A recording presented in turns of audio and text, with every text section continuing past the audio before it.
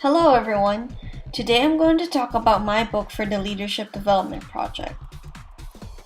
Charlene Li's Open Leadership: How Social Technology Can Transform the Way You Lead.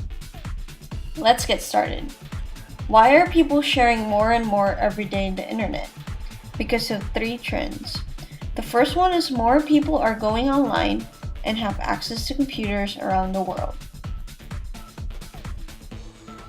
The second is the widespread use of social sites like YouTube. And the third is the rise of sharing in sites like Facebook, Twitter, and Tumblr. Because of these trends, giving up control is inevitable. These trends led Charlene Li to develop her thesis, Business Leaders Must Practice Open Leadership, where business leaders have the confidence, modesty, and respectfulness to give up the need to be in control while inspiring commitment from their own employees and consumers to accomplish goals to become successful in leading their organization.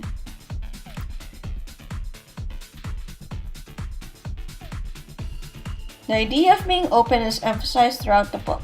Each part is based on this idea and how it can positively affect each organization if their leader practices open leadership. Business leaders are the intended audience of this work.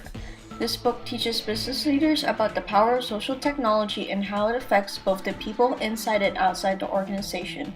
Business leaders who are having trouble with the organization and who are about to form their organizations would find this work useful because this book shows them how to handle these situations through very simple and easy to follow steps. This book is divided into three parts. The first part of the book examines what it means to be open. Chapter 1 shows why giving up control is inevitable in the growing adoption of social technologies. The definition of being open is defined in Chapter 2. There are 10 elements that define openness. These 10 elements are divided into two categories: information sharing and decision making. Open information sharing consists of 6 elements. The first is explaining, second updating, third conversing, fourth open mic, fifth crowdsourcing, and sixth is platforms.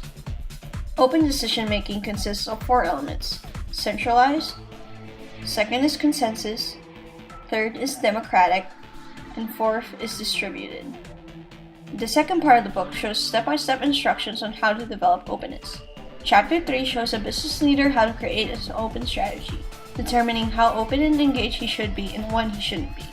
There are 4 objectives to determine how open you'll be. The first one is learn. The second objective is dialogue. The third objective is support. The fourth objective is innovate. These objectives create common benefits that first remove friction. The second benefit is scale efforts. The third benefit is enable fast response. The fourth benefit is gain commitment. In Chapter 4, it is shown how to measure the benefits created by open leadership. The benefits of open learning include changing minds of the executives with customer voices and building employee understanding. The benefits of open dialogue include driving sales and driving buzz. The benefits of open support include answering questions in advance and the internal benefits of support.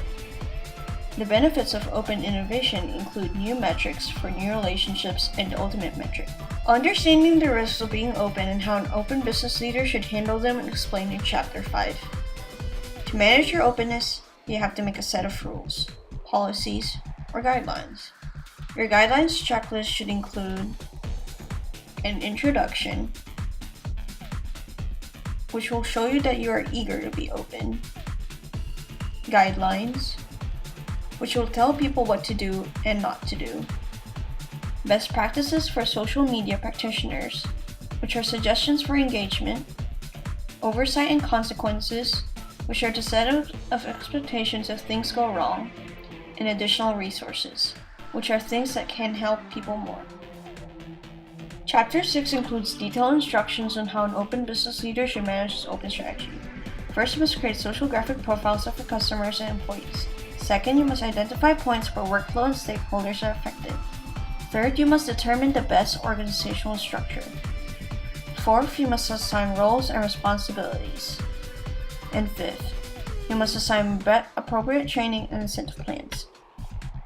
The third part of the book explains what it means to be an open leader in the context of a business leader's human relationships. Chapter 7 includes detailed descriptions about what it means to be an open, effective leader and his characteristics, skills, and behaviors.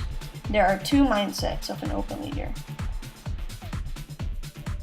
Your view of people, which is how optimistic and pessimistic you are, and your view of successes, how you compare yourself as an individual or from a team.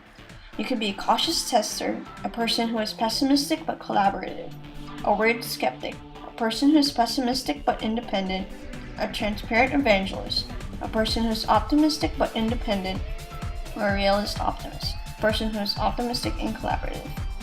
How to identify and nurture the open leaders of an organization explained Chapter 8. Open leaders actively manage authenticity and transparency. Set a strategy and engender commitment with a shared common vision. Use social networks to spread vision strategy. Believe that everyone is capable of becoming a leader. Engage at all levels in and out of an organization.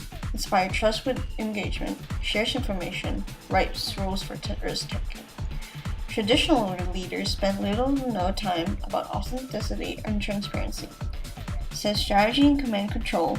Use communication to spread the vision and strategy. Believe that leadership is rare.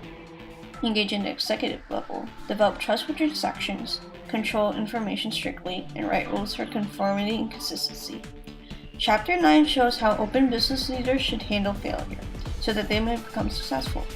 First, you have to acknowledge that failure happens from time to time. Second, you have to encourage dialogue to foster trust. Third, you have to separate the person from the failure. Lastly, you need to learn from your mistakes. The last chapter shows how open business leaders transform their organization to become open. Leaders can make their organization become, first, more effective, second, more decisive, and third, more profitable if they practice open leadership. Each chapter includes examples of successful companies who use open leadership methods. Apple is a successful company despite being somewhat closed and controlling. To an extent, it is open when it comes to its platforms and providing technical support through its forums on the Apple main site. However, the dialogue is one way, from Apple to the world. Facebook's openness is similar to Apple's. Facebook has limited developer resources, so they opened up their platforms to people outside the organization. In the end, they have created a better user experience. Microsoft has a successful open leader, Stephen Elop. He makes sure that his organization has a positive attitude when it comes to failure. Twitter allows its entire service and experience to be rendered completely off its site, on mobile phones or third-party desktop apps. Twitter benefits from more customized personal and user interfaces, but could potentially suffer from the ability to directly monetize from its users off of its site.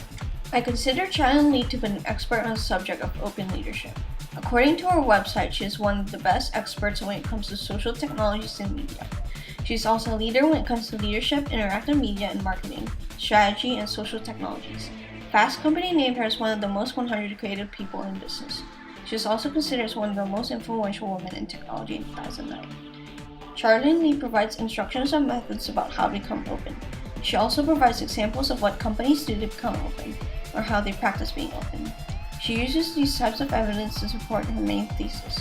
Charlene Li effectively proves her thesis through her open leadership methods and their examples because each open leadership method she has shown had been proven by the companies to be successful.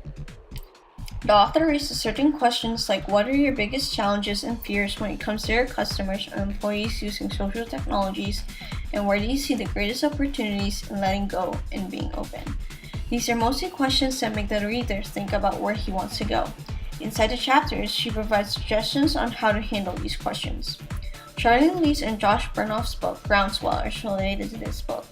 Groundswell shows how business leaders can use new social technologies to improve efficiency, communication, and decision-making for both themselves and their organizations. Groundswell also shows how to use Web 2.0 tools. Open leadership shows how organizations and their leaders can become open using the social technologies shown in Groundswell. The bibliography of this book included websites, videos, photos, articles, quotes from books, and pieces of interviews. Most of the resources used for this book are fairly recent, give or take 5 to 10 years. Some of the resources are somewhat reliable, like interviews and articles, because they express opinions of people. However, I consider everything else reliable because of their factual depictions. I would definitely include this book if I needed to research this topic because of the methods of open leadership and the great examples shown in this book.